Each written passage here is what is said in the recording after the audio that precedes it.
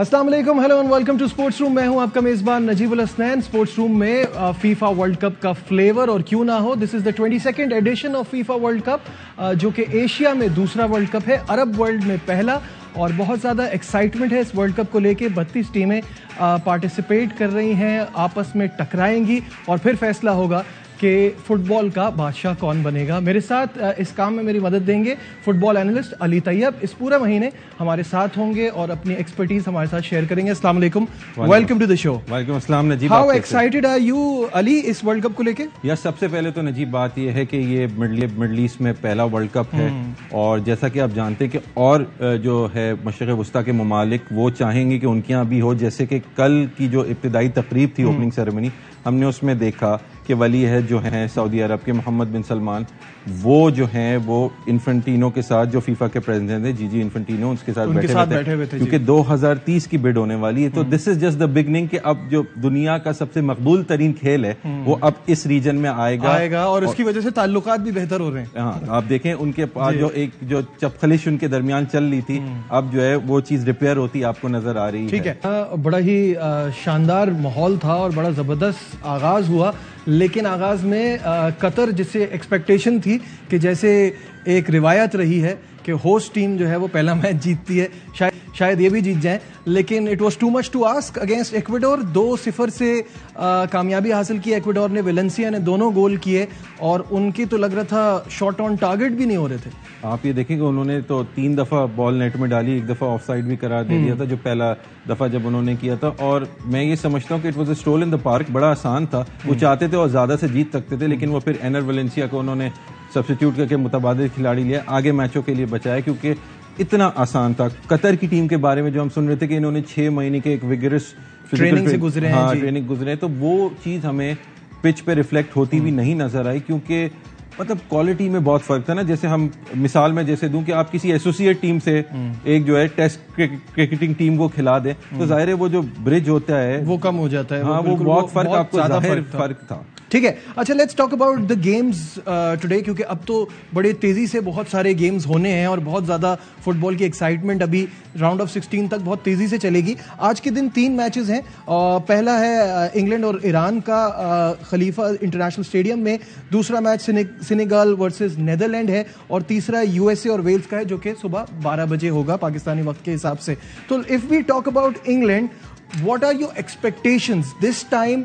खैर हर बार जब वर्ल्ड कप होता है, जो यहाँ के सपोर्टर्स हैं because of English Premier League, वो इंग्लैंड को बड़ा सपोर्ट करते हैं और हर बार उनकी उम्मीदें होती हैं इंग्लैंड से। इस बार भी है।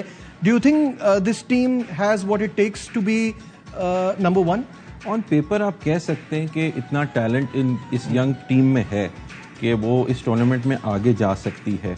अब कितना कैरेक्टर है इस टीम में ये हमें देखना है, क्योंकि आप देखो कि इनकी जो फॉरवर्ड लाइन है उसमें चले हैरी केन एक एक्सपीरियंस खिलाड़ी हैं, लेकिन बकायो साका रिलेटिवली वेरी यंग है। वही बकायो साका हैं जिन्होंने यूरो पेनल्टी मिस की थी। आपको तो हमेशा याद रहते हैं, आर्सेनल फैन है आप, तो ये 21 साल के प्लेयर कैसा फ्यूचर दिख रहा है? He is a very good prodigy. आप देखें कि ये अभी इंग्लिश प्रीमियर लीग में he is the main catalyst, जो आर्सेनल जितना अच्छा परफॉर्म करे। हम देखें कि मैनचेस्टर सिटी जैसी टीम से 5 पॉइंट की उनको बरतरी हासिल है, हालांकि अब सीजन में ब्रेक आ गया तो इनसे बड़ी तवक्कुआत हैं। उसके साथ साथ आप देखें फिल फोर्डन है, जिनको आज मैं लाइनअप देख रहा हूं तो आई एम सरप्राइज कि गैरेथ साउथगेट ने उन्हें नहीं खिलाया। Perhaps as an impact substitute use कर सकते हैं।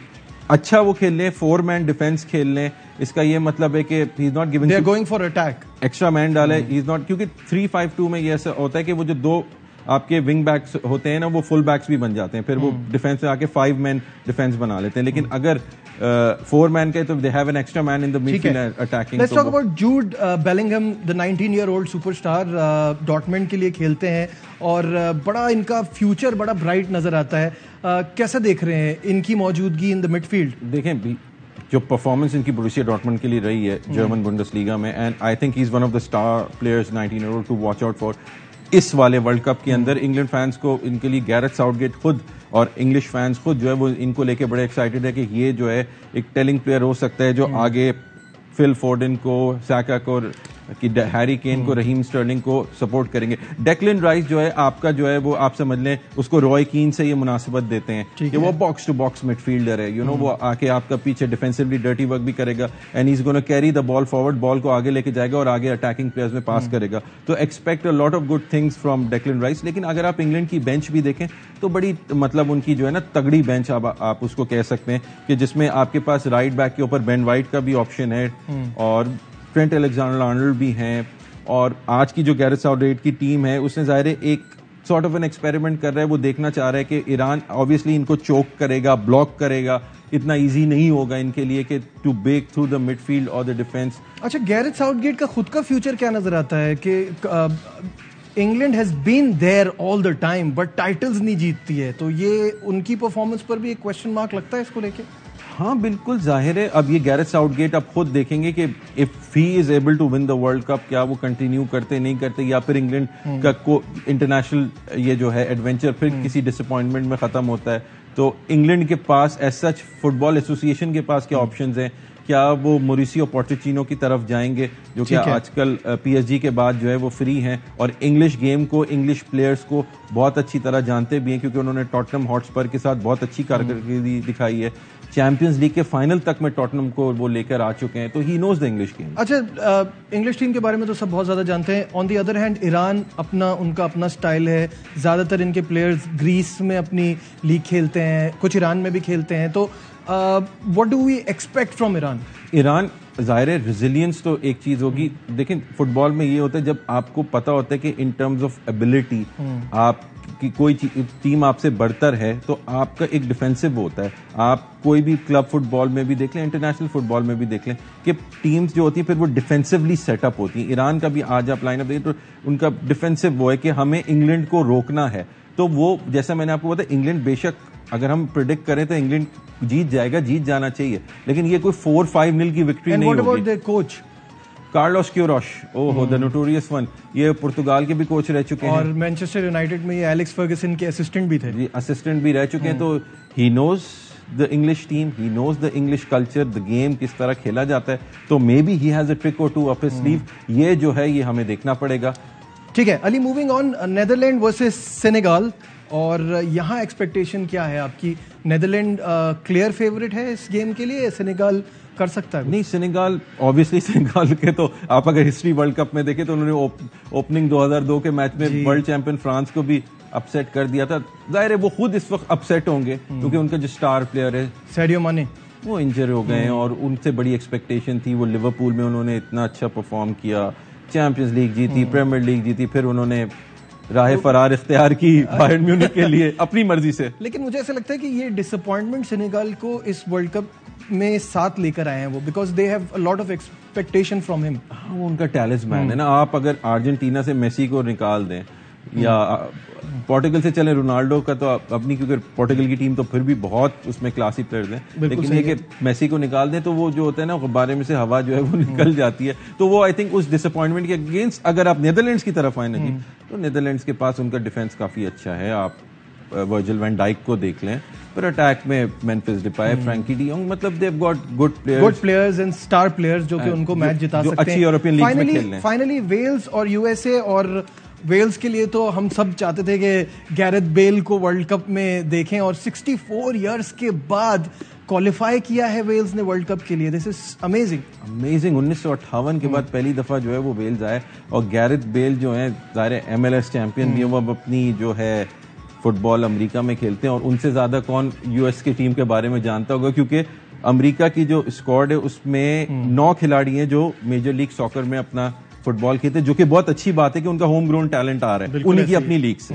ये बड़ी एक खुशाइन बात है in that part of the world जहां फुटबॉल को सॉकर बोला जाता है ठीक है ना। तो वो वहां पे जो है वो अब इस गेम में आ रहे हैं, तो which is a good thing. लेकिन बस एक बात ऐड कर सकूं कि टैलिस्मैन गैरेथ बेल, उनका भी आखिरी वर्ल्ड कप है और सारी नजरें उनके ऊपर होंगी, and I feel he still has the magic कि वो कोई मिरेकल परफॉर्म। जो भी कह लें अली, ये वर्ल्ड कप जो है क्रिस्टियानो रोनाल्डो और मेसी की वजह से और पॉपुलर होगा, because this is going to be their last world cup. हाँ, अगर इन दोनों की टीमें फाइनल में आ जाए, क्योंकि ऑन पेपर आप पोर्टुगल को भी डिस्काउंट नहीं कर सकते। ठीक है, यहाँ लेते हैं, मत जाइएगा, will be right back.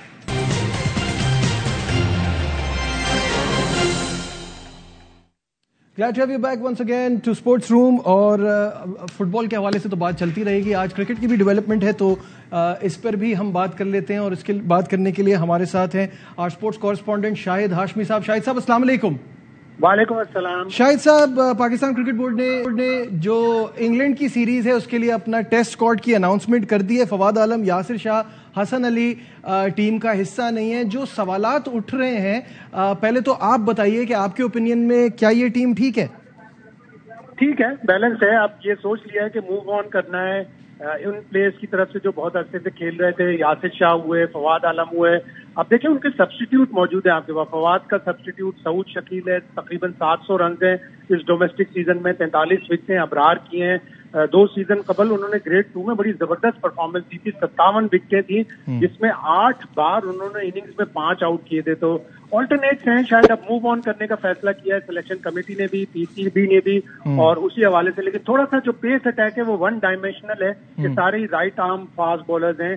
Mohammad Ali को लिया है उन्होंने, जिन्होंने पिछले 2 सीजन में 56 विकेटें ली हुई हैं। लेकिन बेहतर होता कि अगर हमारे पास कोई लेफ्ट आर्म फास्ट बॉलर होता ताकि हमारे पास अटैक में, फास्ट बॉलिंग अटैक में थोड़ी सी वैरायटी हो। अच्छा, बहुत सारी जगह से मीर हमजा का नाम आ रहा है एक तरफ। एक बात ये की जा रही है कि फवाद आलम को ड्रॉप करना जो है वो ठीक नहीं था।